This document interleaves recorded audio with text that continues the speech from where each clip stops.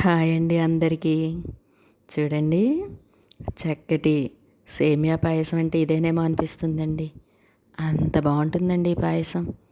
అది కూడా పచ్చి కొబ్బరి వేస్తాము, అలాగే డ్రై ఫ్రూట్స్ చేర్చి చక్కగా ఇంట్లో తయారు చేసుకున్న నేతితోటి ఎక్కువగా నెయ్యి వేసి చేస్తే ఉంటుందండి. ఎంత బాగుంటుందో. ఇదిగండి మా అక్క వాళ్ళ పాప, మూడో అక్క వాళ్ళ పాప అబ్రాడ్ నుంచి వచ్చిందండి. అందుకని చెప్పి మ్యారేజ్కి ఉండమంటే కుదరట్లేదని చెప్పి ఈరోజు భోజనానికి పిలిచానండి. అది వచ్చిందని చెప్పి ఇలాగా సేమియా డ్రై ఫ్రూట్స్ పాయసం చేసి వాళ్ళ పాప మనస్వి అండి చక్కగా అది కబుర్లు చెప్తూ ఉండి ఈ విధంగా పాయసం చేసి పెడితే అసలు దాని ముద్దు ముద్దు మాటలతోటి అది తిని ఎలా ఉందిరా అని అడిగితే ఎంత బాగున్నదో అని చెప్పేసరికి ఎంత ఆనందం అనిపించిందోనండి. మా అక్క వాళ్ళ పాప రావడం, అదేవిధంగా ఈ విధంగా నేను పాయసం చేసి పెట్టేసరికి దానికి ఎంత ఆనందం అనిపించిందో, ఇలాగ టేస్ట్గా కుదిరేసరికి. ఇదిగండి సేమియా పచ్చి కొబ్బరి పాయసం ఎలా చేయాలో మీకు చెప్తాను చూడండి. చక్కగా ఎప్పుడైనా సరే మనం ఇంట్లో ఈ విధంగా పక్షుల కోసమని చెప్పి వాటర్ పెడతానండి. అలాగే చక్కగా కొన్ని పల్సెస్ అన్నీ కూడా వాటికి ఆహారంగా పెడతాను.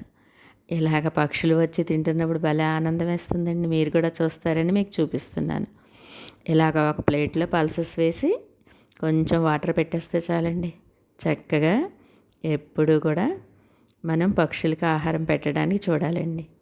ఇదిగండి ఈ విధంగా పచ్చి కొబ్బరి, అలాగే సేమియా, డ్రై ఫ్రూట్స్, నెయ్యి ఒక పెద్ద కప్పుడుతోటి ఈ విధంగా మనం ప్రిపేర్ చేసుకుంటే ఈజీగా అయిపోతుంది. అలాగే అంత టేస్ట్గా ఉంటుందనండి సేమియా పచ్చి కొబ్బరి పాయసం. అసలు అమోఘమైన రుచి అని చెప్తాను కదండి. ఆహా, ఏమి రుచి కంటే ఇంకా బాగుంటుందని ఆ విధంగా ఉంటుందండి. ఎప్పుడైనా సరే సేమియాని మనం ఇలాగ వాటర్ కొంచెం ఎక్కువగా పోసేసుకుని సేమియాని మరుగుతున్న నీళ్ళలో కొంచెం నెయ్యి ఒక కప్పు నెయ్యి అని చెప్పాను కదండి. అందుకని చెప్పి పావు కప్పు నెయ్యి ఈ వాటర్లో వేసేవాలి. అలా వేసేసి సేమియాని చేర్చేసి ఒక 5 నిమిషాలు మనం ఉడకనిచ్చుకుంటే ఎంత బాగా ఉడికిపోయి ఉంటుందోనండి.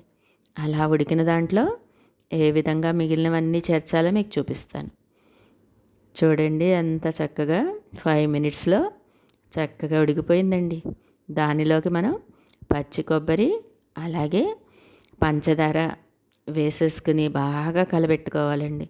కలపెట్టుకుని మళ్ళీ ఒక్కసారి మూత పెట్టేసి ఒక 3 మినిట్స్ ఉంచుకుంటే మనకి దగ్గరగా హల్వాలా వచ్చేసినట్టు అయిపోతుందండి.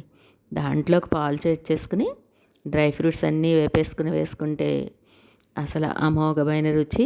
ఆహా, ఏమి రుచి కంటే ఇంకా బాగుంటుందని చెప్తాను కదండి. ఆ విధంగా తయారైపోతుంది ఈ పచ్చి కొబ్బరి సేమియా పాయసం. అసలు మీరే చూడండి ఎంత బాగున్నదో. ఇలాగా పచ్చి కొబ్బరి తురుము వేసుకుంటే ఎంత బాగుంటుందోనండి ఈ సేమియా పచ్చి కొబ్బరి పాయసం.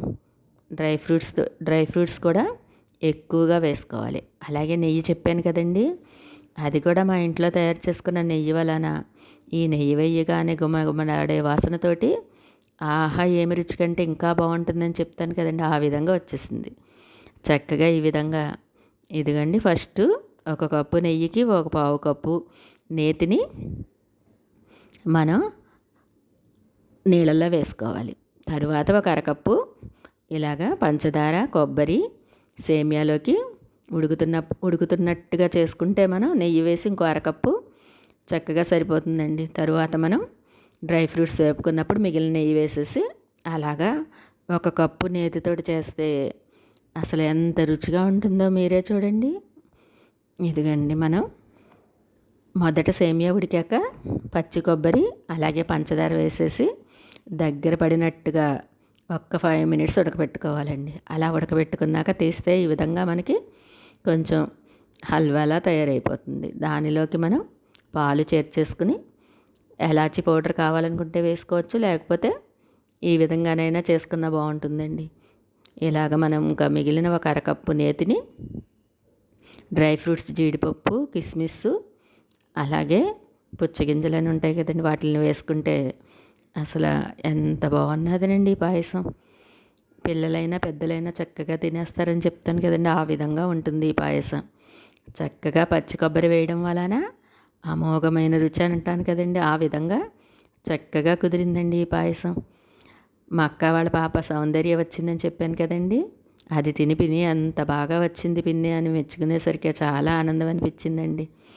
ఈ రోజంతా కూడా అదే మా అక్క వాళ్ళ పాప రావడం, అలాగే వాళ్ళ పాప ముద్దు ముద్దు మాటలతోటి చక్కగా గడిచిపోయింది. ఇదిగానండి, ఎప్పుడైనా సరే ఎవరితోటైనా ఎవరి మీదైనా ప్రేమగా చేస్తే బాగా వస్తుందంటాం కదండి, ఆ విధంగా ఈ పాయసం ఎంత బాగా వచ్చిందానండి. ఈ వీడియో కనుక మీకు నచ్చితే లైక్, షేర్, కామెంట్ మాత్రం మర్చిపోవద్దు.